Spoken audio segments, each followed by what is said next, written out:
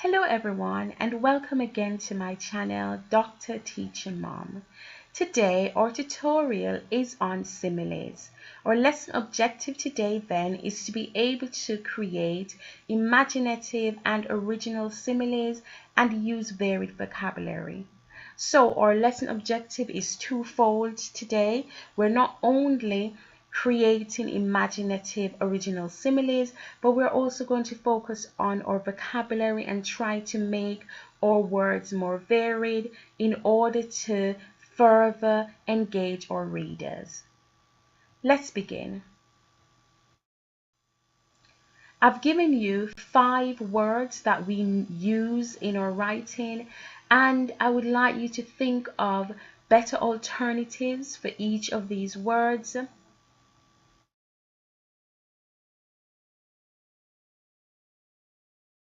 Okay, you've had a think about it, you've had a go at coming up with your alternatives for these words, and I've given you some. So instead of using the word big, you could say immense, huge, gigantic, colossal, enormous, or vast.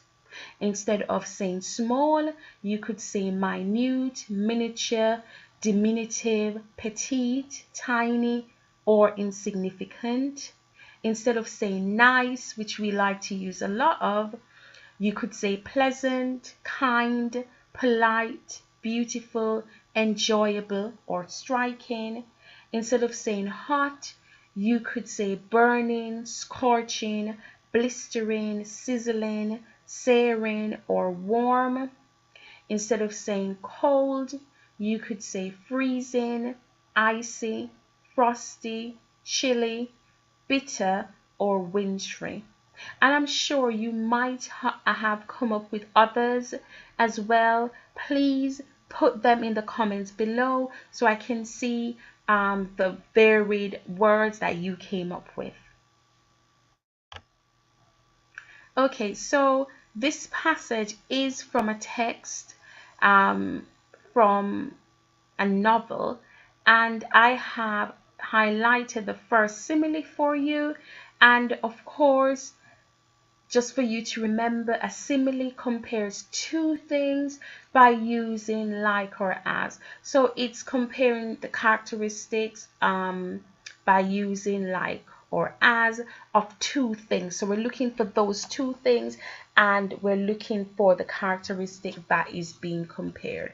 So the first is done for you. I'm going to read it through. While I read this through, can you please pick out any similes that you come across? The headmistress was something else altogether. Like facing your greatest fear, nobody was brave enough to challenge her. She was a gigantic holy terror, a fierce tyrannical monster who frightened the life out of the pupils and teachers alike. There was an aura of menace about her even at a distance, and when she came up close, you could almost feel the dangerous heat radiating from her like a searing red-hot rod of metal. When she marched, the headmistress never walked. She always marched like a stormtrooper with long strides and arms a-swinging. When she marched along a corridor, you could actually hear her snorting as she went. And if a group of children happened to be in her path, she plowed right on through them like a tank, with small people bouncing off her to the left and right. Like a beast straight out of hell, she filled the children with pure terror. Thank goodness we don't meet many people like her in this world, although they do exist, and all of us are likely to come across at least one of them in a lifetime. So there you have the text from a novel, and it has a lot of different similes, and as I've said before, the first is done for you. So like facing your greatest fear, she is compared to a greatest fear that the children might have faced. So let's check how well you did. So the second simile you could almost feel the dangerous heat radiating from her like a searing red hot rod of metal. So the heat is compared with a searing red hot rod of metal, the fierce aura of menace that permeated this headmistress. Then the way she walked is described as marched like a stormtrooper. So her walk is compared to that of a stormtrooper. Then also she plowed right on through them like a tank. So her her physical demeanor, how she was with these children, is compared, the physicality of it, the menace of it, the violence of it, compared to a tank. And then to further heighten this description, she's compared to a beast straight out of hell, with the way she filled the children with pure terror. So I found this text quite engaging because of the use of these similes, and these similes really added color and depth to the writing, because they were different kinds of similes, not just the normal ones that you would read about. So how can we use this same technique in ensuring that our similes are varied and imaginative? So I've given you these normal similes that we normally use in writing. So we have as cold as ice. I'm sure you've heard that used so many times. As hot as a volcano, as tall as a tree, as scary as a ghost, and as old as a pensioner.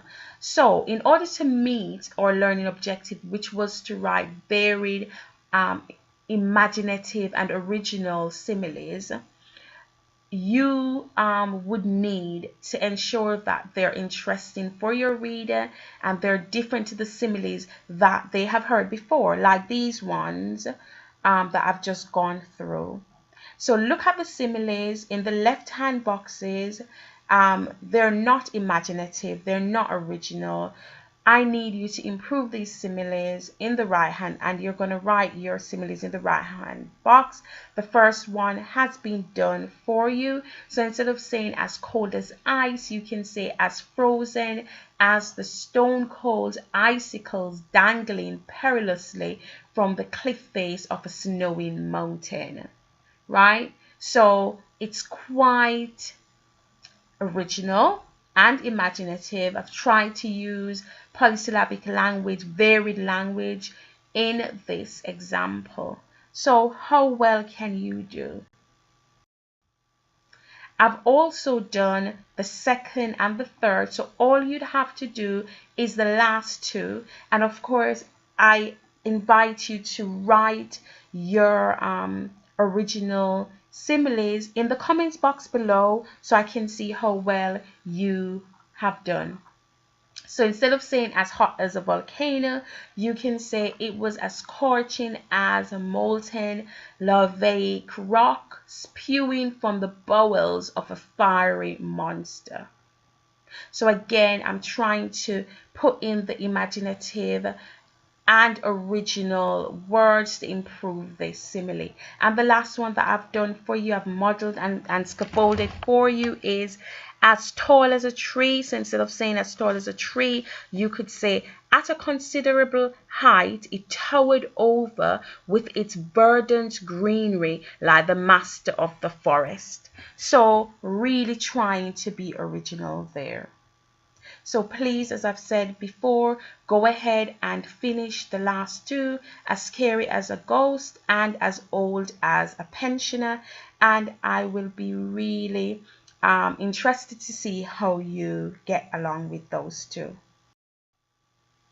Okay, so as I like to do, I like to check your learning. I like you to reflect on what you've done. So I'm going to look at number 3. That's my lucky number today. And the sentence stem says, I would like the answer to the following question. So yes, go ahead, please. What answer to a question linked to English, linked to tutorials that I've done that you would like me to answer? Or it could be a topic that I have not yet covered in my tutorials. I have put a link in the information box above to my other tutorials that I have done. You can have a look at those and see if there are any gaps that you would like me to fill. Please put them in the comments below so I can, answer them. It's great hearing from you, so I invite you to do that.